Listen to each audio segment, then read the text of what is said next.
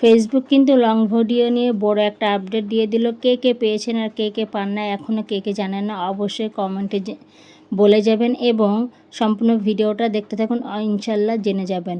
Hello everyone, আসসালামু আলাইকুম। চলে আসলাম শান্তা সুলতানা থেকে নতুন একটা ভিডিও নিয়ে। আলহামদুলিল্লাহ বেশ ভালো আছি, আপনারা কেমন আছেন অবশ্যই জানাতে ভুলবেন না। সকালটা কিন্তু একদম নিস্তব্ধ নীরব হয়, ভালোই লাগে যেহেতু। তো সকাল সকাল চলে আসলাম। বেশ আমি কিন্তু ইউটিউবে যখন আপনারা আমার ভিডিওগুলো দেখেন আর এমনি অনেক পছন্দ করতেছেন, নতুন পেজ নতুন চ্যানেল খোলা, তো সকাল সকাল এখানে উঠেই কিন্তু আমি নাস্তা বানিয়ে নিলাম সকালের জন্য।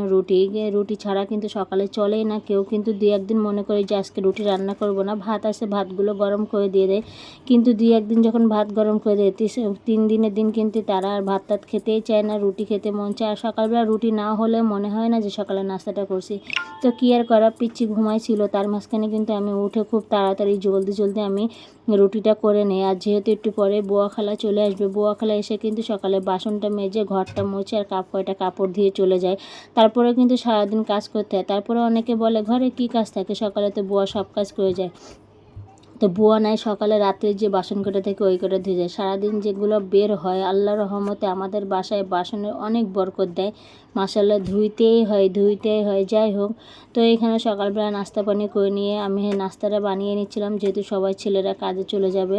আর কাজে যাওয়ার আগে নাস্তা না খেয়ে গেলে ওদেরও একটু কেমন লাগে। তো ফেসবুক কিন্তু নতুন একটা বিগ আপডেট দিয়েছে লং ভিডিও নিয়ে। লং ভিডিও কিন্তু এখন ফেসবুক বলে দিচ্ছে লং ভিডিও আপনি যদি সপ্তাহে 1-2টা ছাড়েন তাতেও কোনো সমস্যা নেই, বেশি রিলস ভিডিও ছাড়তে হবে। যারা অবশ্যই ফেসবুকে কাজ করতেছেন অবশ্যই বলবো লং ভিডিও থেকে শর্ট ভিডিওতে ফোকাস বেশি করে দিন। আর এখন ফেসবুকে কিন্তু বর্তমানে হচ্ছে না ভিউজ অনেকটা কম, যেহেতু ওঠানামা ডাউন, জানি না কবে ঠিক হবে। আমি নিজেও অনেক প্রেশানিতে আছি, কারণ অনেক বছর ধরে পেজে এবং চ্যানেলে কাজ করতেছি, যেহেতু এটা চ্যানেল হারিয়ে ফেলছি, যার কারণে কিন্তু কাজ করার গতিটাই হারিয়ে গেছে।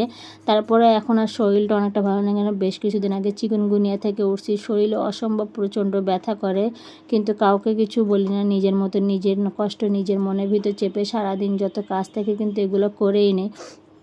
আর বুঝেন একটা বাচ্চা কাচ্চা থাকলে কিন্তু আরও কতটা কষ্ট হয়। তো আজকে রান্না করতে হচ্ছে স্পেশাল একদম গরুর কাটা খাড়া মশলা দিয়ে রান্না, মানে পেঁয়াজ আদা রসুন সব কিছু মরিচ টরিচ সব কিছু এখানে আমি খাড়াই দিয়ে রান্না করব। এই রান্নাটা কিন্তু অসম্ভব মজা লাগে আর বাসার সবাই খেতেও অনেক পছন্দ করে।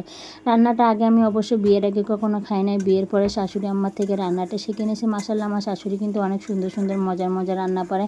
তো এই রান্না সব থেকে বিশেষত্ব যেটা হলো একটু পেঁয়াজ বেশি লাগে, আর সব রসুন আদা তারপর হচ্ছে না মরিচ টরিচ সব কিন্তু খাড়া। দেখতেই পাচ্ছেন আমি মাংসটা কেটে নেওয়ার পরে কিন্তু আমি মশলাটা একটু ভাজা করে নিচ্ছি। এটা ভাজা করে নেওয়ার পরেই কিন্তু লাল করে ব্রেস্তা টাইপ করে নেওয়ার পরেই কিন্তু মাংসটা ছাড়তে হয়, তা না হলে কিন্তু আপনি আসল ছাড়তে পারবেন না। যদি মনে করেন আপনি পেঁয়াজ টেয়াজ সব একসাথে দিয়ে দিলেন, আপনার কিন্তু গরুর মাংস ওরকমই রান্না হয়ে যাবে। তো এখানে আমি অ্যাক্টিভ অলরেডি দিয়ে দিছি, তারপরেও কিন্তু আরেকবার ভাবছিলাম যে দেওয়া লাগবে, একটু দিয়ে নিলাম রসুন। আর একটু রসুন বেশি যতটা দিবেন ভালো লাগবে। কাটা রসুন যেহেতু খেতে কিন্তু আমার অনেক মজা লাগছে, যার কারণে আম্মারে কইছিলাম আম্মু আপনি বসা দেন। তা আম্মু আমারে বলে দিলে আমি তোমারে বলে দিচ্ছি তুমি ওইভাবে রান্না করে, ইনশাল্লাহ তুমি পারবে।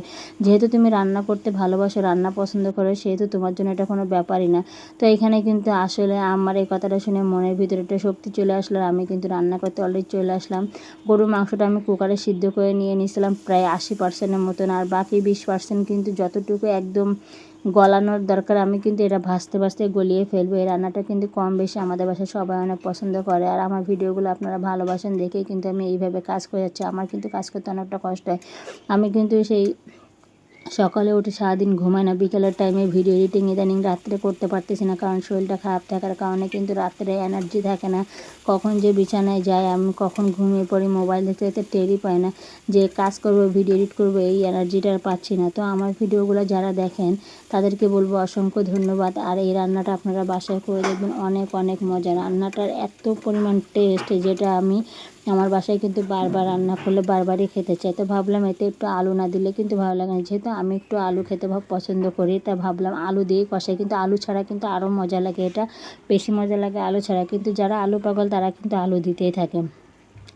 সারাদিনে কাজ করে কিন্তু এনার্জি পায় না, তারপরেও কিন্তু আমি 2টা পেজে কাজ করতেছি, এবং যেহেতু চ্যানেলটা নষ্ট হয়ে গেছে নতুন চ্যানেলেও কাজ করতেছি। ইনশাল্লাহ প্রতিদিন কিন্তু 3টা করে রিল ভিডিও দিতেছি, আর 2-1 দিন পর কিন্তু লং ভিডিও দিতেছি। কিন্তু ফেসবুকে যে নতুন আপডেটটা দিয়েছেন, যারা অনেক লং ভিডিও থেকে ভয় পান তাদের জন্য কিন্তু অনেকটা সুবিধা। ছোট রিলস আপলোড করুন, সফলতা ইনশাল্লাহ পাবেন। আর এখন বর্তমান বলবো যারা মনিটাইজেশন এখনও পান নাই তারা 7-8 সেকেন্ডের কিন্তু শর্ট ভিডিও রিল ভিডিও দিতে পারেন, এতে কিন্তু ভিউজটা অনেক বাড়ে এবং এঙ্গেজমেন্ট বেড়ে যায়। সব থেকে বর্তমান যে এত বছর কাজ করে যে একটা জিনিস বুঝলাম, আপনার পেজের ভিউজ নির্ভর করে আপনার এঙ্গেজমেন্টের উপর। যত বেশি আপনার পেজে এঙ্গেজমেন্ট থাকবে তত বেশি ভিডিওতে ভিউজ আসবে, ভিডিও ভাইরাল হওয়ার চান্স থাকবে। তাই এঙ্গেজমেন্ট আগে করতে হয়। এঙ্গেজমেন্ট অনেকে করতে গেলে সারাদিন পেজে বসে বসে লাইক কমেন্ট করতেই থাকেন, লাইক কমেন্ট, এতে কিন্তু কমেন্ট ব্লক খেয়ে যান। কমেন্ট ব্লক খেলে কি হয়, আপনার এঙ্গেজমেন্ট একদিক থেকে বাড়ে, একদিক থেকে কিন্তু কমে যায়। তাই এই ভুলটা আপনারা যারা করতেছেন, ফলোয়ার বাড়ানোর চক্করে ফলোয়ার বাড়ে ঠিকই, কিন্তু আপনার এঙ্গেজমেন্ট কিন্তু বারবার ডাউন হয়ে যায়। বারবার যদি আপনি কমেন্ট ব্লক খেয়ে যান, সেখান থেকে কিন্তু এঙ্গেজমেন্ট তোলা অনেক কষ্টকর হয়ে যায়। বিশেষ করে আমি 2-3 দিন এই কাজটা করছিলাম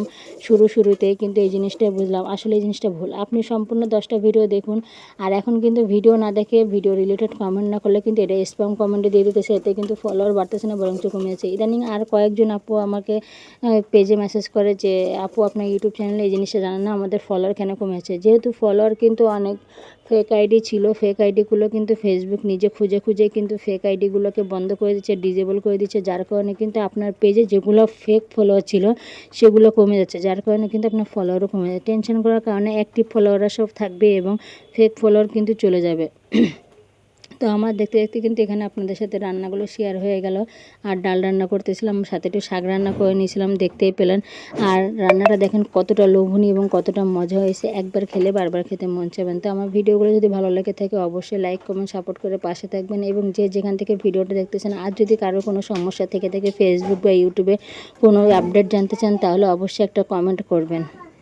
বিশেষ করে মাংস রেসিপিটা কিন্তু আমারও ভালো লাগে। আশা করি আপনারা যদি এইভাবে রান্না করেন অনেকটা ভালো লাগে। লাস্টে যখন একদম এর থেকে আমি কোনো ঝোল রাখবো না, পুরোটাই ভাজা ভাজা রাখবো। ভাজা ভাজা করতে করতে আমার আলুও সিদ্ধ হয়ে গেছে।